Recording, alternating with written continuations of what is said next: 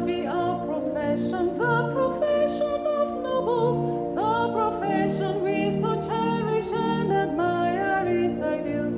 Let us unite and propagate the ethos of our calling. We are the eye of medicine. Higher and stronger we must all remain. Good evening, everyone. We're answering a lot of questions in this session, and our first speaker for today is Mrs. Olainka, a chief radiographer of Elroy Diagnostic Center. She has more than 17 years of experience. So good evening, everyone. Thank you I'm very grateful for this opportunity to be able to interact with the younger radiographers. Just want to look at some questions that have been thrown out. There was a survey that was carried out that was thrown to different platforms, and some answers were given, and some questions that bothered the minds of the younger radiographers, especially the students, were raised up. And based on that, I was able to just put some few things together to be like a startup. That's why we have a number of our senior colleagues online here, so that they could still contribute, and from here we could pick it up so that we could answer more of our questions. I titled it Exploring Medical Radiography Gray Areas, Students' Clinical Training. So this is the definition of radiography. So radiography is a broad term. A lot of you try to define radiography, eye of medicine. That's fine, but it's a very broad term that covers a lot of aspects that has to do with visualization of the internal part and treatment. So the undergraduate course is very encompassing, and it is very good for us as students of radiography to start understanding it that way, so that we can enjoy the maximal effect. And when we are through with the undergraduate stage, we can now specialize into various aspects. So radiography is a broad term that covers the study that requires visualization of internal part and treatment using ionizing and non-ionizing radiation. So for the ionizing radiation, I give examples of X-ray, gamma rays, and non-ionizing radiation, for example, magnetic field, which is used in MRI. MRI also use radio waves, then sound waves that we know in ultrasound. So based on the questions that was received on the survey that was sent back to me, one of the challenge that most of the students talked about, they talked about positioning. They don't know how to position. How do we center for abdomen and things like that? One of the areas that affect students the most is not paying close attention to foundational courses. So this is an interactive session. So if you are a student on the platform, I hope the host can unmute you.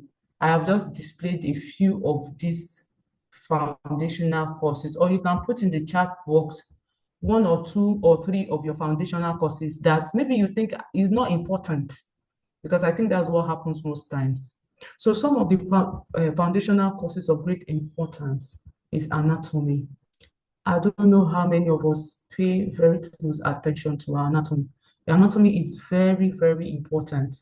Most of the things that you're going to do later, your positioning and all that, cross-sectional appearance that you are seeing, your images, all have a foundation with the anatomy. So within the first and second year, while you are being groomed in all this basic knowledge, it's very good for us to pay very close attention and study it very hard. Don't leave it for other professionals and say, it's not important. Physiology, what's the function? How does it work together? The biochemistry, all these are important aspects that we should start paying very close attention to. Like I said, these are not the only aspects, but I just picked out some of the foundational courses that are not looked at. Part of the questions that were asked were, How do I protect myself?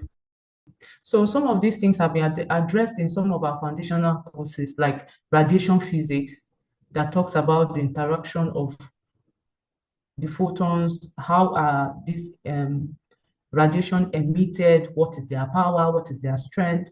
So we should pay close attention to that. Another question that was raised is how to handle different kinds of patients. Part of this also has been addressed in our radiology nursing or radiography nursing. I don't know if we try to go for our nursing postings and interact with some of the nurses in the hospital to discuss with them how they handle some of these patients and be able to learn some of those skill sets so that when we have difficult, challenging patients, children, how do we handle them? By interacting and going for all these postings, you are able to learn one or two things that may help you. So I just put it out that if you are in 100 level or 200 level and you have not started taking some of these foundational courses seriously, there are some of you that are saying, let us just go quick and go to our radiography course. All these foundational courses are quite important. We should pay attention to it. Professional opportunities and specialization. Like I mentioned earlier, radiography in the undergraduate level is a vast course, touching every aspect of radiography that you will use later on. And you can now specialize. So doing the general course of radiography at the beginning, you can now specialize in medical imaging, which is either in CT, MRI, ultrasound, all those aspects that has to do with imaging. You can specialize into radiotherapy. All these things is after graduating from your basic 5-year course and after you have done your internship and done your service. Then in the aspect of equipment, you can become an application specialist. You can be also an IT specialist. You can be a modality specialist. So there are aspects you can expand into. And with the invent of AI, a lot of people are, after their course, can go for some short trainings into AI, know how all these softwares are coming into the new technology, the new enhancement on imaging, and you can specialize in that aspect. The other aspect I want the younger generation to also take seriously is lecturing. You need to impact someone else. You need to impact someone else with the knowledge that you have so that the profession will keep on growing. I hope we are together. I hope I'm not speaking to myself. Yes, ma'am. Are we Together, ma'am. Yes, ma'am. okay? So because of the diverse aspect, okay, because of this diverse aspect of graduation, it is advisable that while you are in your um, undergraduate training, you should develop a growth plan. Don't just enter school and just say, oh, okay, yes, the next thing, maybe I'm traveling abroad, that's where. Have a growth plan for yourself.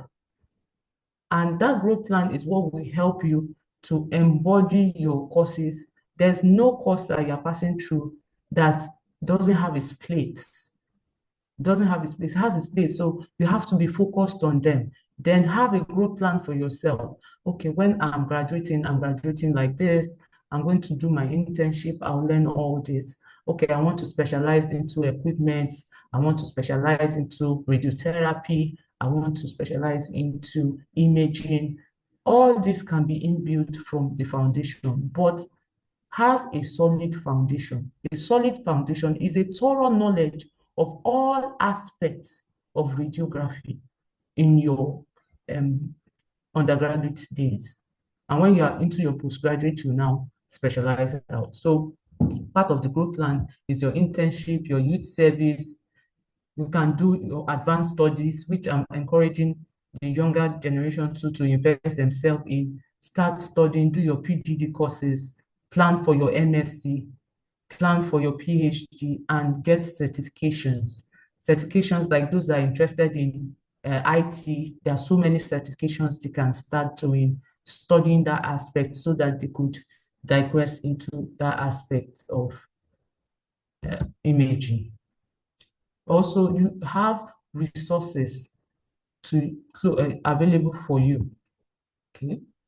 One of the questions that was asked is, how do I do positioning? How do I do this? How do I do that? There are resources.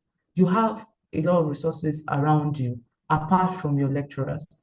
But first of all, reach out to your lecturers, because when you go to the internet-based aspect, it is a free flooded aspect. There's some information that may not be the right quality of information that they want you to get. So relate with your lecturers.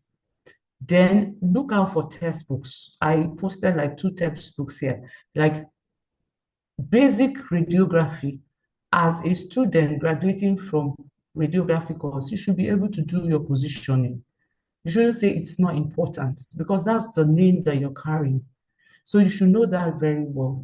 So Clark is one of the textbooks that has been very valuable, that have been in use for quite a long period of time. Look into it, read it up, and be able to invest in that. Apart from that, go for your clinical posting. Are we together? Relate with your colleagues. If you see something new, discuss it. Oh, this is what I saw.